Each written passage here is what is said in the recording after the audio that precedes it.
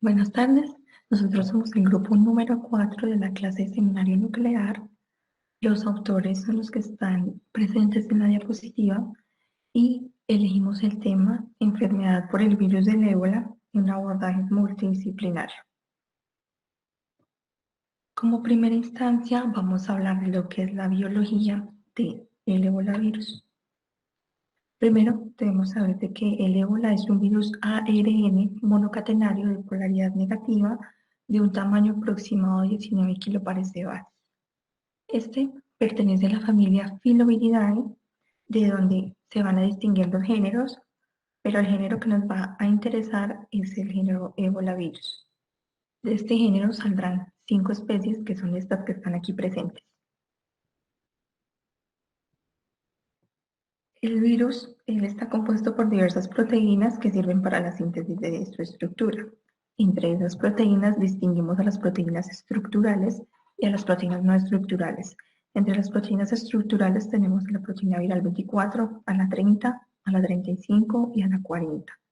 Y a las no estructurales tenemos a la nucleoproteína, las glucoproteínas solubles y las polimerasas. ¿De qué forma el virus entra al cuerpo?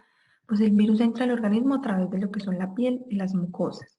Una vez el virus atraviesa estas membranas, lo que pasa es de que se van a encontrar con las primeras células del sistema inmune que vendrían siendo los macrófagos y las células dendríticas. Estas células sirven como presentadoras de antígeno y lo que harían normalmente sería llevar al virus hasta los nódulos linfáticos donde serán presentados a los linfocitos.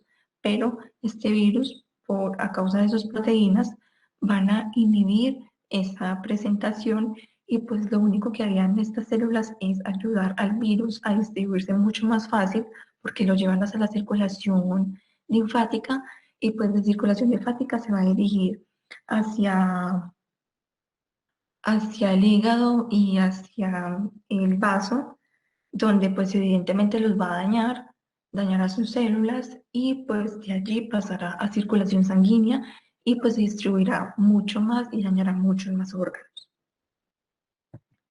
Nuevamente estas proteínas pues lo que hacen es inhibir la acción del sistema inmune.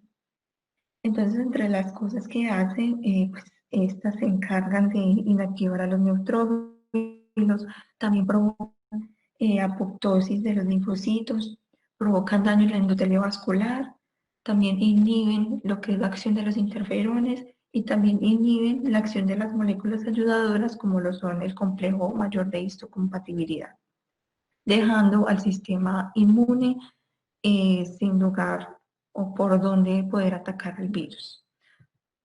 ¿Cómo el virus entra a la célula? Pues aún no se conoce un receptor específico que utilice el virus del ébola para poder internalizarse en la célula, pero se tiene las sospechas de que estas proteínas, estos receptores celulares pueden ayudar a lo que es la entrada del virus hacia la célula. Por ahora se cree que hay dos métodos de unión por los que el virus puede entrar a la célula. El primero es la unión a lectinas. Pues las lectinas se unen a lo que son las glicoproteínas del virus, pero pues este mecanismo no es muy efectivo debido a que la unión es muy endeble y pues solo funciona con algunos tipos de virus. Y el segundo mecanismo es la entrada del virus por la unión a receptores de fosfatidilcerina y pues esta molécula está presente en nuestras membranas lipídicas de las células y pues por donde pues se unen a lo que son las glucoproteínas virales y pues se va a provocar una fagocitosis y por último una internalización del virus y pues ya dentro de la célula va a poder cursar su ciclo replicativo. Listo. Ya hablando de alteraciones a lo que es a nivel anatómico y morfológico en un paciente contagiado con Ebola virus, vamos a tener las siguientes manifestaciones. A nivel cutáneo van a haber unas manchas similares al sarampión de un color rojizo oscuro, las cuales van a iniciar en lo que es el torso y se van a extender hacia miembro superior, inferior y cuello. Estas no van a presentar ningún tipo de molestia y escaman solas, por lo que no necesitan tratamiento. En el hígado se ha evidenciado que es un órgano de foco de reproducción. Los hepatocitos van a ser importantes para la reproducción de este virus. Por lo tanto, su mecanismo de compensación para intentar recuperarlos es iniciar una inflamación que, si no es controlada, pues ya se va a ir a lo que es una necrosis del tejido.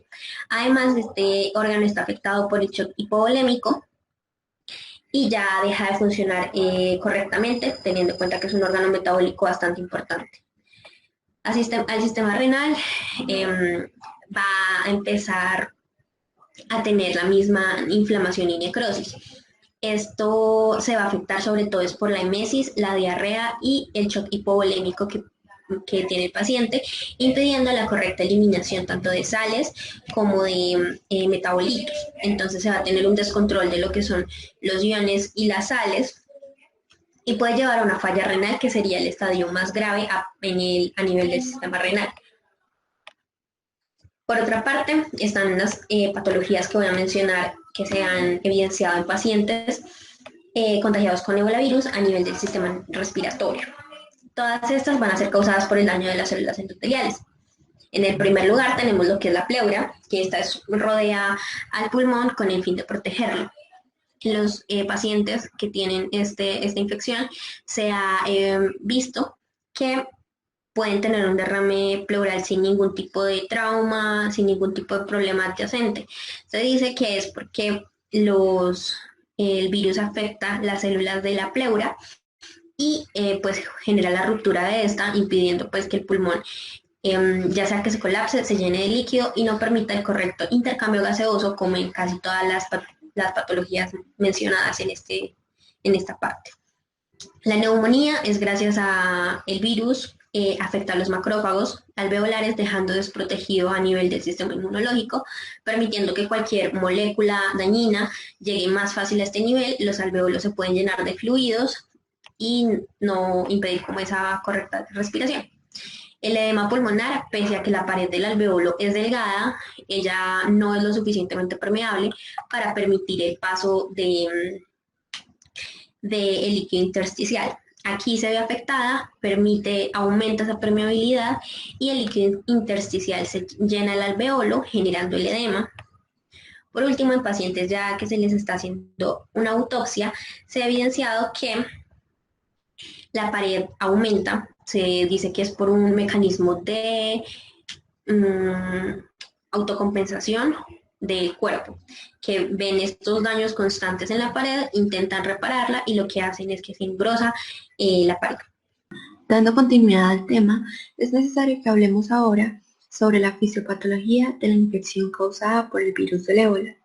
A lo largo de la presentación vamos a hablar principalmente de tres temas: la fuente, la transmisión y los efectos en el ser humano. En cuanto a la fuente, es necesario definir que el portador natural del virus es el murciélago de la fruta. Posteriormente podemos evidenciar una imagen donde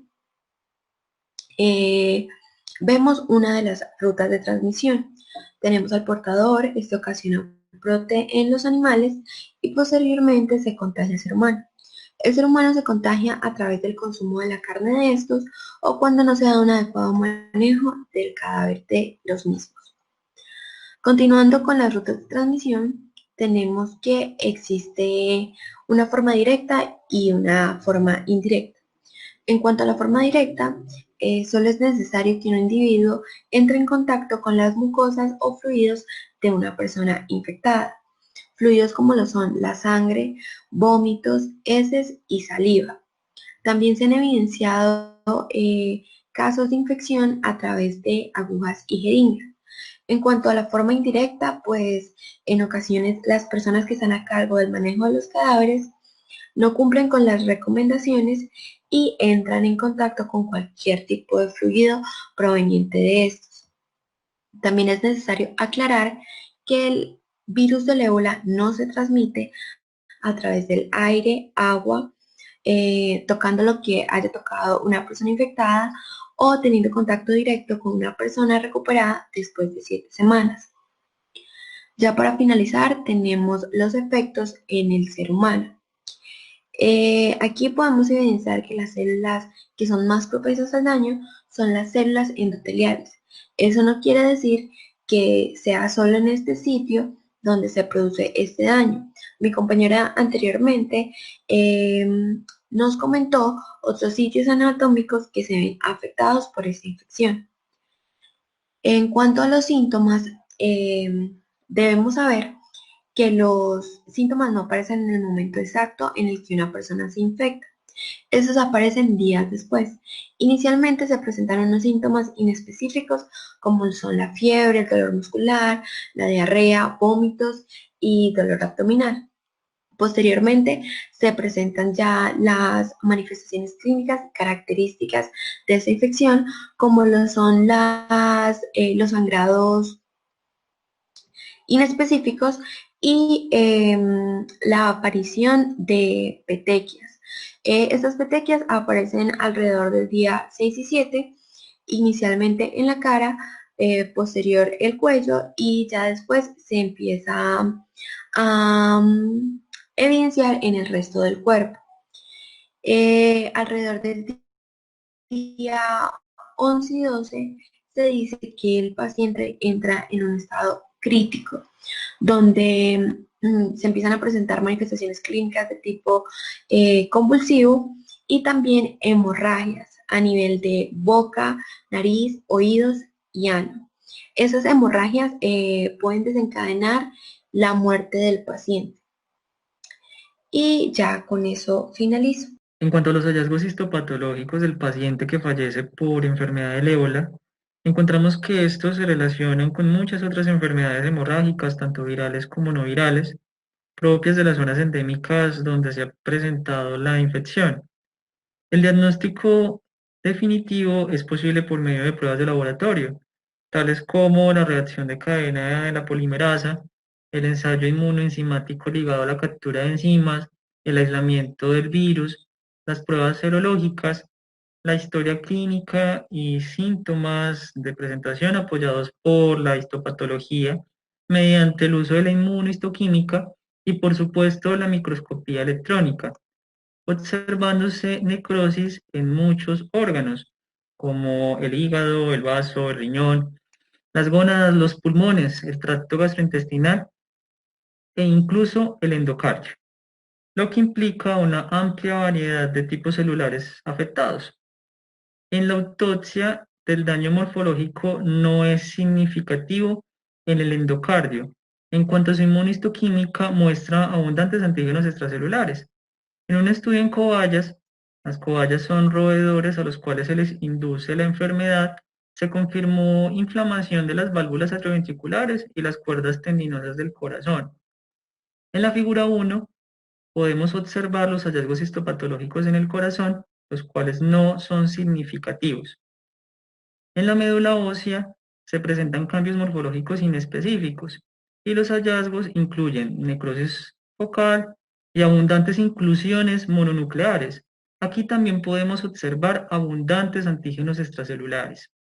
A nivel del riñón se evidencia necrosis tubular aguda con inflamación no significativa. Aquí el virus puede ser detectado por PCR.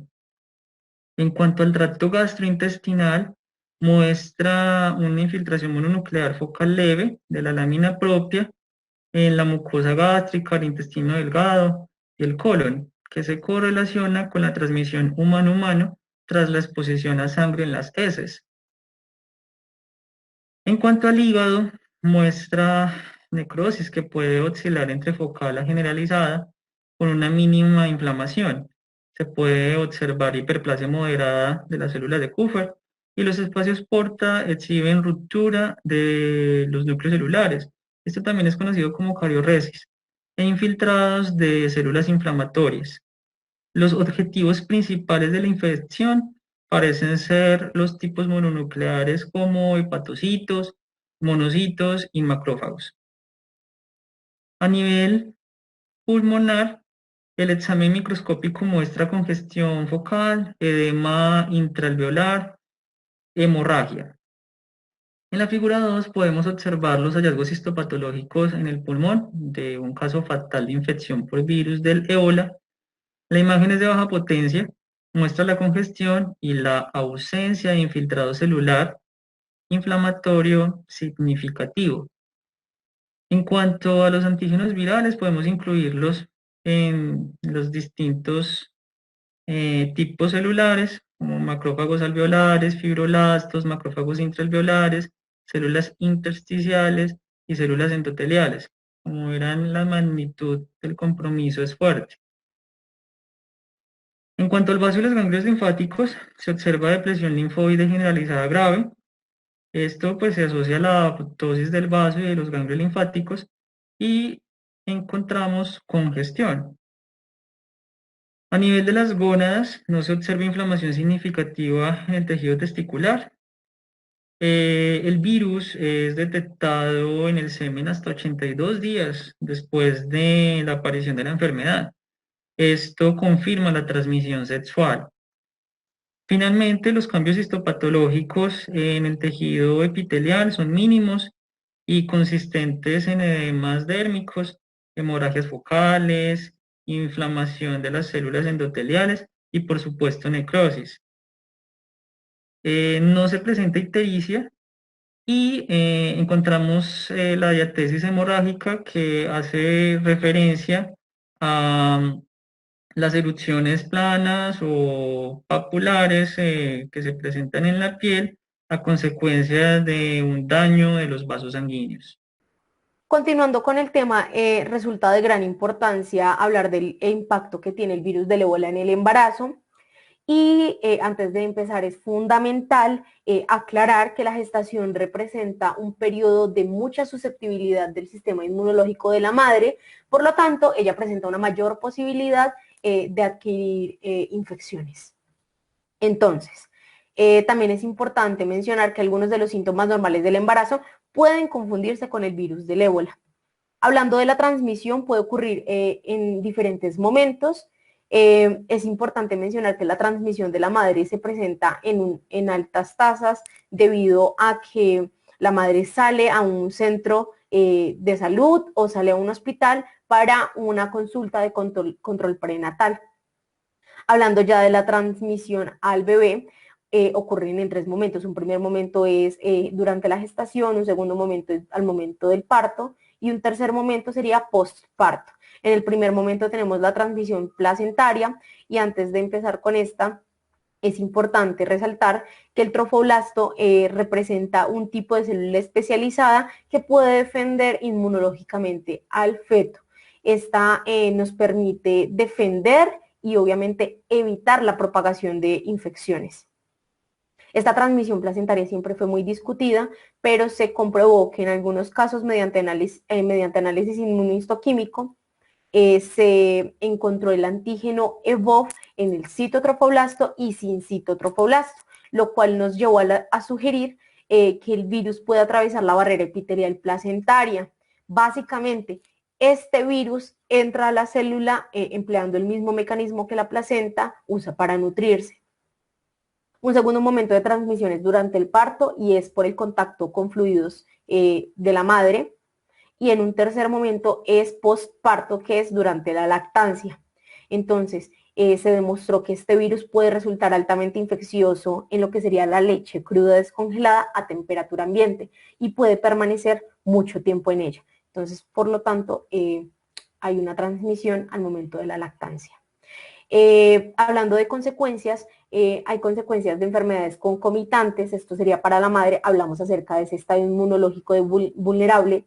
Entonces, ella es susceptible a infecciones. Una mortalidad materna, hay una amenaza también contra la salud reproductiva de la madre, y estas dos que van enfocadas a lo que sería el bebé, es un aborto espontáneo y una muerte fetal. Se presenta una tasa de mortalidad fetal que es un aproximado del 100%. Estas dos consecuencias por lo regular son las más comunes. En cuanto a las medidas de seguridad al momento de cuando se detectó el virus, está la monitorización fetal, el parto por cesárea para evitar el contacto con fluidos, la inducción de trabajo de parto y una interrupción del embarazo si la madre así lo desea. En casos reportados realmente nos interesa más que todo es que en algunos reportes de caso se demostró que los neonatos después obviamente después de ese parto no sobreviven por más de 19 días. Entonces se presenta una tasa de mortalidad también en bebés.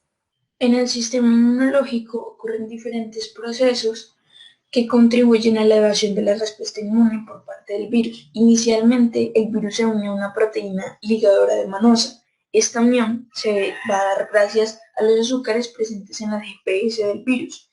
Estas GPS son unas proteínas liberadas por el virus para distraer los anticuerpos.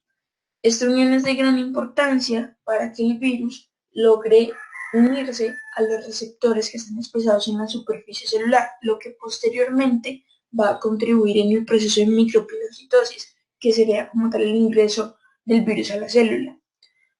Esta partícula viral es reconocida por los receptores TLR4 y se desencadena una liberación de citocinas gracias a este reconocimiento. Se ha mostrado por diferentes estudios que los pacientes que están infectados por ébola tienen una sobreactivación de monocitos y macrófagos, además que liberan interleucina 1, 2, TNF-alfa e interferón tipo 1. El virus cuenta con unas proteínas virales que son fundamentales en este proceso de evasión, como es el caso de la BP24. Esta proteína se une a un mediador químico y logra bloquear la acción de transcripción STAT1. Esta acción de transcripción es la responsable de la respuesta antiviral. Otras proteínas como la BP35 y BP40 en una acción conjunta logran inhibir la maduración de las células dendríticas y su activación. Esto inhibe directamente la presentación de antígenos y la activación de los linfocitos T vírgenes como parte de la respuesta celular de la infección. Hay unas características especiales de estas GP, como por ejemplo que la superficie de estas GP está protegida de la acción de los anticuerpos por el CAP. Este CAP está involucrado en un mecanismo de evasión de la respuesta de anticuerpos. Estas GP tienen una forma soluble, la cual se va a encargar de crear un mecanismo de evasión de la respuesta humoral. Las GP compiten con las GP virales por la unión de los anticuerpos, para limitar de esta manera la acción efectora de las inmunoglobulinas en la partícula viral. Cabe resaltar que estas GP son secretadas al medio por las células que están ya infectadas. Por último, tenemos un prototipo de vacuna que es candidata como vacuna del ébola. Ha pasado por diferentes estudios y hasta el momento se ha mostrado que es la que contribuye a la mayor eficacia en cuanto a la disminución de la cantidad de casos confirmados. Esta vacuna contiene principalmente proteínas recombinantes del virus, es una vacuna atenuada y se realizó en base a una cepa indiana. Esta vacuna fue designada con el nombre de B920.